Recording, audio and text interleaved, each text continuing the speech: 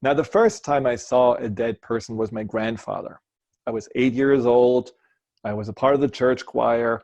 He wasn't doing so well, but we went to the practice at the church choir, and in the middle of that practice, I had that strong feeling that he passed. And, when people in the choir asked, "Oh, how's your grandfather doing?" And, my sister and my aunt said, "Oh, he's okay. I think he's doing better." I just knew he was dead. And so when we arrived, yes, my mother and my grandmother were grieving, and he had apparently passed away. Now, I was so curious to see what that means. Well, how does a dead person look like? So I snuck down into the basement where they had been staying, and I just opened the door and I saw him, and he was sleeping. And I just felt like, well, death doesn't seem to be so scary. It looks actually really peaceful and comfortable the way he appeared. And that was like the first time I felt like the mystery of death wasn't as mysterious anymore.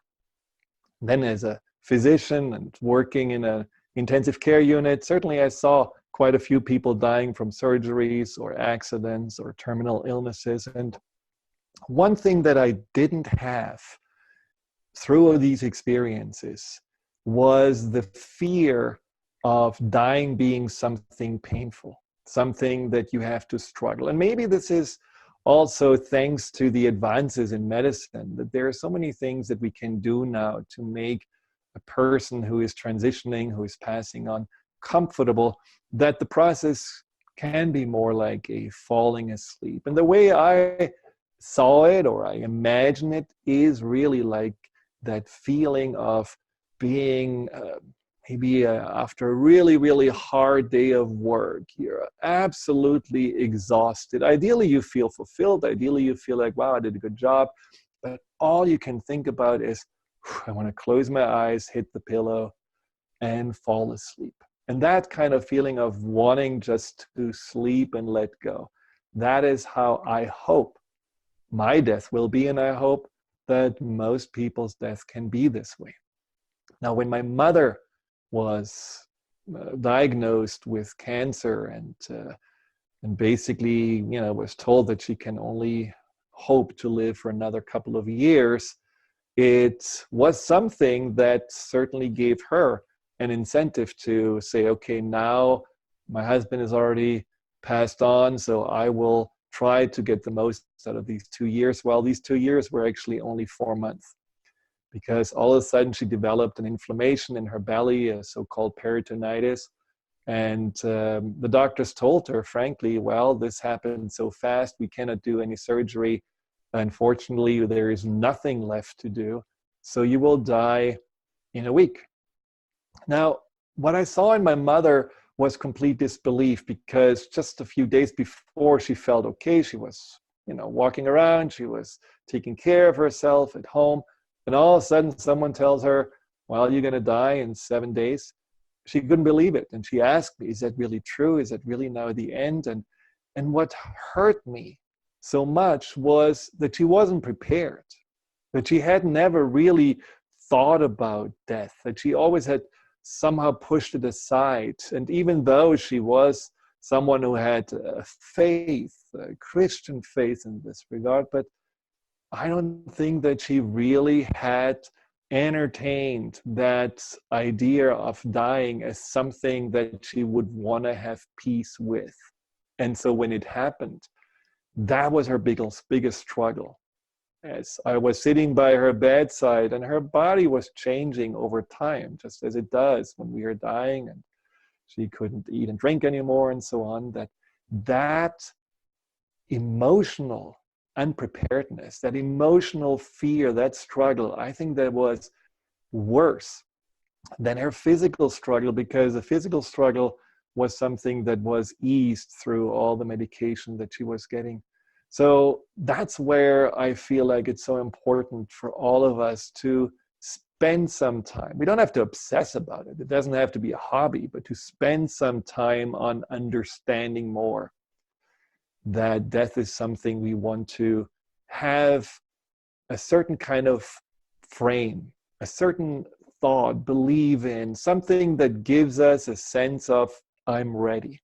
No matter at what age it will happen. The other day, Jimmy Carter apparently in a church service said, that he's completely at peace with dying. Well, he's 95 years old and he had probably experienced anything and everything you can experience. He's full.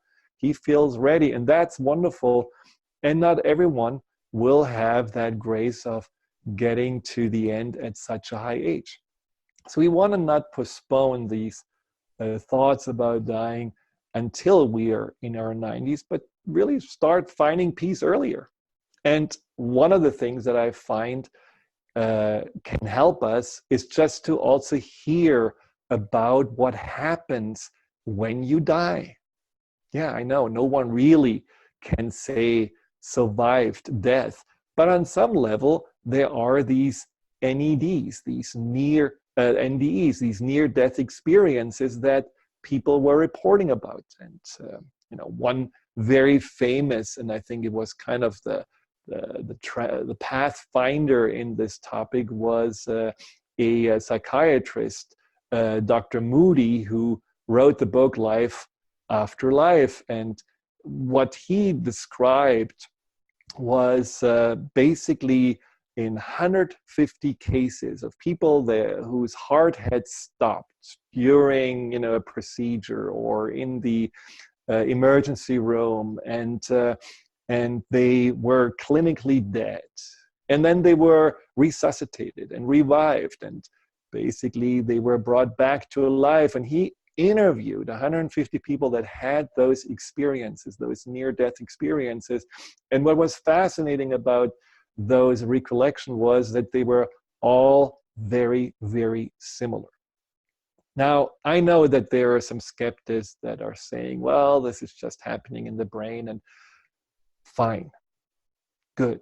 But I believe when I hear those recounts of what happens after death, that there is also something that gives me a great comfort to have that, in some ways you could say, even waiting for you or looking forward to. So what did they say? So the heart stops.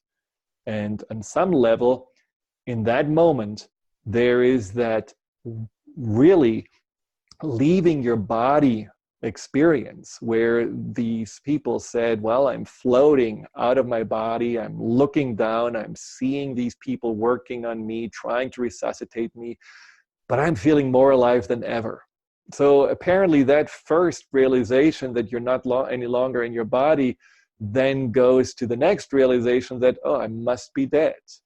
And what happens for people that had these experiences is that everything they used to identify themselves with, whether it's, I'm a father, I'm a professional, I'm whatever, any kind of these old personalities or identities just were shed away. And there is an introspection that happens in that moment that apparently makes you feel like, I know my truth. I know who I am now. I completely realize that is me, not what I thought I was. The next step is that then there is a feeling of, in a later stage, that there is a tunnel or a light that they are following, and it leads to a place where it just feels incredibly warm, welcoming, loving. Some people say that there are some loved ones that already passed waiting for them, some animals that may be there. And at that time, you just feel like, wow, this is better and more amazing than I ever have dreamt of. Again, this is according to those people. And then they have had the experience of like a life review. It's like everything that ever happened and they ever did, like a movie, where they look literally at themselves and look literally at the other people that they were involved or whatever was involved in fast forward motion, and really comprehend everything. And they understand also what it felt to those that maybe we gave love, or we hurt, or we disappointed. So there is an enormous amount of insight and empathy that happens. And after that review, there is one question that apparently gets asked. And that question is not about how much money did you make? How much did you leave, behind? How much success? How much power? Nothing like that. The only thing that apparently matters is how much you have loved and how much love you have shared with the world and learned about love. Love is apparently the core, the reason to be. And that's what we are here to find out. So, when I heard about this for the first time, I just really felt almost like a sense of relief, but also a sense of, maybe I should really change my priorities a little bit. And maybe most of us feel the same way, that we are so programmed and trained to only look for, these material securities and possessions and, whatever goals we have to reach in order to have a better standing in society. And all of those things may just completely postpone spending time with your loved ones or even opening up to love, and let alone love ourselves. So he was not the only one who had those descriptions of what happens from his 150 patients. Dr. Kubler-Ross did the same thing, and she had actually a bigger cohort, and she wanted to know if people also from different countries and cultures and backgrounds and philosophies and religions would still have the same experience. And it was very, very alike to what Dr. Moody found, with the same steps and those same just experiences after death. And of course, when people came back, people were not necessarily happy. As Dr. Ross said, people coming back into the cocoon after being the butterfly didn't really feel that great. But all people that came back were never afraid of death again.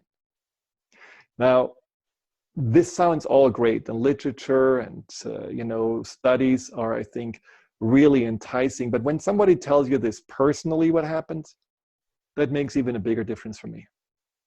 When we come back, I talk a little bit about my uncle, who shared with us what happened to him when he passed away and got resuscitated afterwards. So stay tuned. We'll be right back.